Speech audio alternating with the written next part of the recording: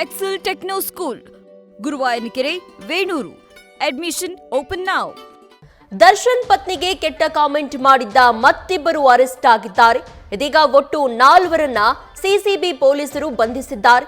Cyber crime ಪೊಲೀಸರು ಮತ್ತೆ ಇಬ್ಬರನ್ನ ಇದೀಗ ಅರೆಸ್ಟ್ ಮಾಡಿದ್ದಾರೆ. ಅಶ್ಲೀಲ ಕಾಮೆಂಟ್ ಮಾಡಿದ್ದಂತಹ ಇಬ್ಬರನ್ನ ಈ ಮುಂಚೆ ಅರೆಸ್ಟ್ ಮಾಡಲಾಗಿತ್ತು. ಈಗ ಮತ್ತಿಬ್ಬರು ಅಶ್ಲೀಲವಾಗಿ ಕಮೆಂಟ್ ಮಾಡಿದವರನ್ನ ಬಂಧಿಸಲಾಗಿದೆ. ಈ ಹಿಂದೆ ಸುದೀಪ್ ಅಭಿಮಾನಿಗಳು ಕೆಟ್ಟದಾಗಿ ಕಮೆಂಟ್ ಮಾಡ್ತಾ ಇದ್ದಾರೆ ಅಂತ ಹೇಳಿ ವಿಜಯಲಕ್ಷ್ಮಿ ದೂರನ್ನ ನೀಡಿದ್ರು. ಆದ್ರೆ ಆ ನಂತರದಲ್ಲಿ 1 ವಾರ ಕಳೆದ್ರೂ ಕೂಡ ಯಾವುದೇ ರೀತಿಯಾಗಿ ಸಮರ್ಪಕ ತನಿಖೆ ಆಗ್ತಾ ಇಲ್ಲ ಅಂತ ಹೇಳಿ ಮತ್ತೆ ವಿಜಯಲಕ್ಷ್ಮಿ ಪೊಲೀಸ್ ಕಮಿಷನರ್ ಅನ್ನ ಭೇಟಿ ಆಗ್ತಾರೆ. ಮತ್ತೊಮ್ಮೆ ಈ ಬಗ್ಗೆ ದೂರನ್ನ ನೀಡುತ್ತಾರೆ. ಆ ನಂತರದಲ್ಲಿ ಇಬ್ಬರನ್ನ ಅರೆಸ್ಟ್ ಮಾಡಲಾಗಿರುತ್ತೆ. ದಾವಣಗೆರೆ ಮೂಲದವರು ಹಾಗೆ ಚಿಕ್ಕಬಾಣವರ ನಿವಾಸಿ ಇಬ್ಬರನ್ನ ಅರೆಸ್ಟ್ ಮಾಡಿರ್ತಾರೆ. ಚಂದ್ರಶೇಖರ್ ಹಾಗೂ ನಿತಿನ್ ಬಂಧನದ ಬಳಿಕ ಇದೀಗ ಮತ್ತಿಬ್ಬರು ಅರೆಸ್ಟ್ ಆಗಿದ್ದಾರೆ. ಕಾಮೆಂಟ್ ಮಾಡಿದ್ದಂತಹ 20 ಜನರ ಪಟ್ಟಿ ಸಿದ್ಧ ಆಗಿದೆ. IP ಅಡ್ರೆಸ್ ಸಂಕಷ್ಟವನ್ನ ತಂದೊಡ್ಡಿದೆ ಅವರಿಗೆ. ಮೆಟಾದಿಂದ ಇನ್ನೂ ದೊರೆಯದಂತಹ 20 ಅಕೌಂಟ್ಗಳ IP ಅಡ್ರೆಸ್ ಮಾಹಿತಿ. ಈ ಹಿನ್ನೆಲೆಯಲ್ಲಿ ಇದೀಗ ಮತ್ತಷ್ಟು ತನಿಖೆ ನಡೀತಾ ಇದೆ. ದಾವಣಗೆರೆ, ಚಿತ್ರದುರ್ಗದಲ್ಲಿ ಸಿಸಿಬಿ ಪೊಲೀಸರು ತಲಾಶನ್ನು ನಡೆಸ್ತಾ ಇದ್ದಾರೆ. ಏನು ಉಳಿದವರಿದ್ದಾರೆ ಅವರ ಒಂದು ತಲಾಶ್ ನಡೀತಾ ಇದೆ. ಅವರೆಲ್ಲರ ಫೋನ್ ಸ್ವಿಚ್ ಆಫ್ ಆಗಿರೋ ಕಾರಣಕ್ಕಾಗಿ ಪೊಲೀಸರು ಶೋಧ ಕಾರ್ಯವನ್ನ ನಡೆಸುತ್ತಿದ್ದಾರೆ.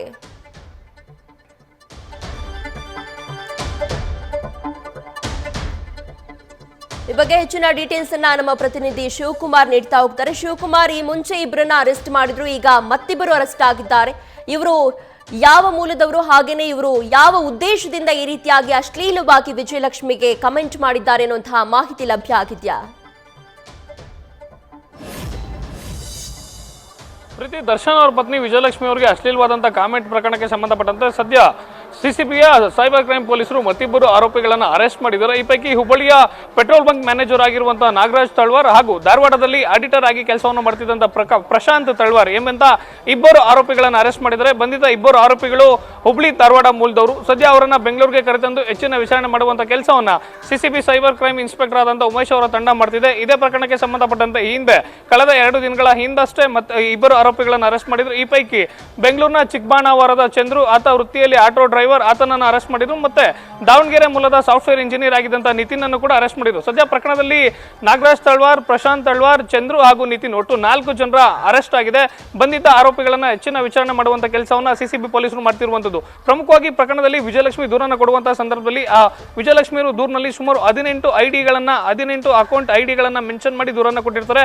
ಇಂತಿಂತ ಖಾತೆಗಳಿಂದ ನಮಗೆ ಅಶ್ಲೀಲವಾದಂತಹ ಮೆಸೇಜ್ ಬರ್ತಿದೆ ಅಂತೇಳಿ ದೂರಿನಲ್ಲಿ ಸುಮಾರು 18 ಇನ್ಸ್ಟಾಗ್ರಾಮ್ ಹಾಗೂ ಎಕ್ಸ್ ಖಾತೆಗಳ ಸ್ಕ್ರೀನ್ ಶಾಟ್ ಸಮೇತವಾಗಿ ದೂರನ್ನು ಕೊಡುವಂತ ಕೆಲಸವನ್ನು ಮಾಡಿರ್ತಾರೆ. ವಿಜಯಲಕ್ಷ್ಮಿ ದೂರನ ಆಧಾರವಾಗಿ ಸ್ವತಃ Bengaluru city police commissioner Seemanth Kumar Singh cyber crime ಪೊಲೀಸರಿಗೆ ಇನ್ಸ್ಟ್ರಕ್ಷನ್ ಅನ್ನು ಕೊಟ್ಟಿರ್ತಾರೆ. ಕೂಡಲೇ ಪ್ರಕರಣವನ್ನು ದಾಖಲು ಮಾಡಿಕೊಂಡು ಪ್ರತ್ಯೇಕ ತನಿಖಾ ತಂಡವನ್ನು ರಚನೆ ಮಾಡಿ ಆರೋಪಿಗಳು ಯಾರೇ ಇದ್ರೂ ಕೂಡ ಕೂಡಲೇ ಬಂಧನ ಮಾಡಬೇಕು ಅಂತೇಳಿ ಸೂಚನೆಯನ್ನು ಕೊಟ್ಟಿರ್ತಾರೆ. ಈ ಪೈಕಿ ಬೆಂಗಳೂರಿನಲ್ಲಿ ಓರ್ವ, ದಾವಣಗೆರೆಯಲ್ಲಿ ಓರ್ವ, ಹುಬ್ಳಿ ಹಾಗೂ ಧಾರವಾಡದಲ್ಲಿ ಓರ್ವರನ್ನ ಅರೆಸ್ಟ್ ಮಾಡಿರುವಂತದ್ದು. ಒಟ್ಟು ಪ್ರಕರಣದಲ್ಲಿ ಬಂಧಿತರ ಸಂಖ್ಯೆ 4ಕ್ಕೆ ಏರಿದೆ.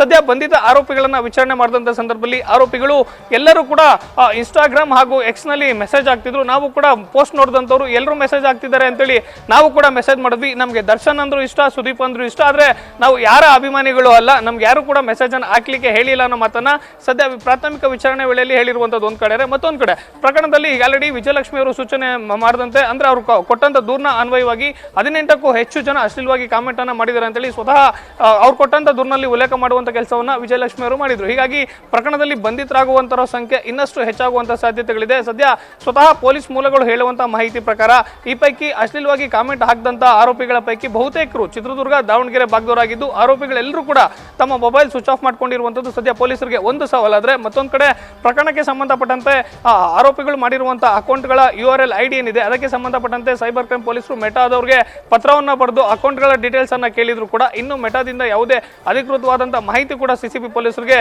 ಲಭ್ಯ ಆಗಿಲ್ಲ. ಹೀಗಾಗಿ ಇನ್ನೇನು 2-3 ದಿನಗಳಲ್ಲಿ ಮತ್ತಷ್ಟು ಆರೋಪಿಗಳನ್ನ ಬಂಧನ ಮಾಡುವಂತ ಸಾಧ್ಯತೆ ಹೆಚ್ಚಾಗಿರುವಂತದ್ದು. ಪ್ರೀತಿ, ಥ್ಯಾಂಕ್ ಯು ಶಿವಕುಮಾರ್ ನಿಮ್ಮೆಲ್ಲ ಡೀಟೇಲ್ಸ್ಗೆ. ವಿಜಯಲಕ್ಷ್ಮಿ ಅವರಿಗೆ ಅಶ್ಲೀಲವಾಗಿ ಕಮೆಂಟ್ ಮಾಡಿದಂತಹ ಮತ್ತಿಬ್ಬರು ಆರೋಪಿಗಳು ಅರೆಸ್ಟ್ ಆಗಿದ್ದಾರೆ. ಅವರಲ್ಲಿ ಒಬ್ಬ ಈತ ಸ್ಕ್ರೀನ್ ಮೇಲೆ ನೀವು ಗಮನಿಸ್ತಾ ಇರಬಹುದು. ಈತ ವಿಜಯಲಕ್ಷ್ಮಿ ಅವರಿಗೆ ಅಶ್ಲೀಲವಾಗಿ ಕಮೆಂಟ್ ಮಾಡಿರ್ತಾನೆ. ಆತನನ್ನ ಸದ್ಯ ಇದೀಗ ಪೊಲೀಸರು ಬಂಧಿಸಿರುವಂತದ್ದು. ಯಾವ ಕಾರಣಕ್ಕೆ ಈತ ವಿಜಯಲಕ್ಷ್ಮಿ ಅವರಿಗೆ ಅಶ್ಲೀಲವಾಗಿ ಮೆಸೇಜ್ ಮಾಡಿದ್ದಾನೆ, ಆತನ ಹಿಂದಿನ ಉದ್ದೇಶ ಏನಿತ್ತು ಅನ್ನೋದು ಈಗ ಪೊಲೀಸ್ ತನಿಖೆಯಿಂದಷ್ಟೇ ಹೊರಬರಬೇಕಿದೆ. ಒಟ್ಟಲ್ಲಿ ಇದೀಗ ಈ ಕೇಸ್ಗೆ ಸಂಬಂಧಪಟ್ಟಂತೆ ದರ್ಶನ್ ಪತ್ನಿ ವಿಜಯಲಕ್ಷ್ಮಿಗೆ ಅಶ್ಲೀಲವಾಗಿ ಕಮೆಂಟ್ ಮಾಡಿದಂತಹ ಒಟ್ಟು 4ರನ್ನ ಸಿಸಿಬಿ ಪೊಲೀಸರು ಅರೆಸ್ಟ್ ಮಾಡಿದ್ದಾರೆ. ಈ ಹಿಂದೆ 2ರನ್ನ ಅರೆಸ್ಟ್ ಮಾಡಿದ್ರು. ಇದೀಗ ಮತ್ತಿಬ್ಬರನ್ನ ಅರೆಸ್ಟ್ ಮಾಡಿದ್ದಾರೆ. ರಾಜೇಶ್ ತಳವಾರ್ ಹಾಗೇನೆ ನಾಗೇಶ್ ತಳವಾರ್ ಹಾಗೇನೆ ಮತ್ತೊಬ್ಬ ಆರೋಪಿ ಪ್ರಶಾಂತ್ ನನ್ನ ಇದೀಗ ಪೊಲೀಸರು ಅರೆಸ್ಟ್ ಮಾಡಿರುವಂತದ್ದು. ಅವರಿಬ್ಬರನ್ನೂ ಕೂಡ ತನಿಖೆಗೆ ಒಳಪಡಿಸಿದ್ದಾರೆ, ವಿಚಾರಣೆಯನ್ನು ನಡೆಸುತ್ತಿದ್ದಾರೆ. ಯಾವ ಕಾರಣಕ್ಕಾಗಿ ಅವರು ವಿಜಯಲಕ್ಷ್ಮಿ ಅವರಿಗೆ ಅಶ್ಲೀಲ ಮೆಸೇಜ್ ಅನ್ನ ಮಾಡಿದ್ರು ಅನ್ನುವಂತಹ ಮಾಹಿತಿ ಇನ್ನಷ್ಟೇ ಲಭ್ಯ ಆಗಬೇಕಾಗಿದೆ. ಈ ಮುಂಚೆ 2ರನ್ನ ಅರೆಸ್ಟ್ ಮಾಡಿದ್ರು. ಇದೀಗ ಮತ್ತಿಬ್ಬರನ್ನ ಸಿಸಿಬಿ ಪೊಲೀಸರು ಅರೆಸ್ಟ್ ಮಾಡಿದ್ದಾರೆ. ಈ ಹಿನ್ನೆಲೆಯಲ್ಲಿ ಮತ್ತಷ್ಟು ತನಿಖೆ ತೀವ್ರಗೊಳ್ತಾ ಇದೆ. ಉಳಿದ ಆರೋಪಿಗಳು ಏನಿದ್ದಾರೆ ಅವರು ಮೊಬೈಲ್ ಅನ್ನ ಸ್ವಿಚ್ ಆಫ್ ಮಾಡಿಕೊಂಡಿದ್ದಾರೆ. ಆದರೆ ಅವರನ್ನೂ ಕೂಡ ಬಿಡೋದಿಲ್ಲ ಪೊಲೀಸರು. ಹೆಚ್ಚಿನ ಸಂಖ್ಯೆಯಲ್ಲಿ ಮತ್ತಷ್ಟು ಆರೋಪಿಗಳು ಅರೆಸ್ಟ್ ಆಗುವಂತಹ ಸಾಧ್ಯತೆ ಇದೆ. ನಾಗರಾಜ್ ತಳವಾರ್ ಹಾಗೇನೆ ಪ್ರಶಾಂತ್ ತಳವಾರ್ ಇದೀಗ ಅರೆಸ್ಟ್ ಆಗಿರುವಂತಹ ಆರೋಪಿಗಳು.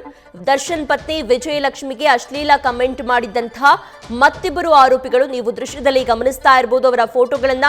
ನಾಗರಾಜ್ ತಳವಾರ್ ಹಾಗೇನೆ ಪ್ರಶಾಂತ್ ತಳವಾರ್ ಅವರಿಬ್ಬರನ್ನೂ ಕೂಡ ಇದೀಗ ಸಿಸಿಬಿ ಪೊಲೀಸರು ಅರೆಸ್ಟ್ ಮಾಡಿದ್ದಾರೆ. ದರ್ಶನ್ ಪತ್ನಿಗೆ ಕೆಟ್ಟ ಕಮೆಂಟ್ ಅನ್ನ ಮಾಡಿದ್ರು ಇವರಿಬ್ರು ಕೂಡ.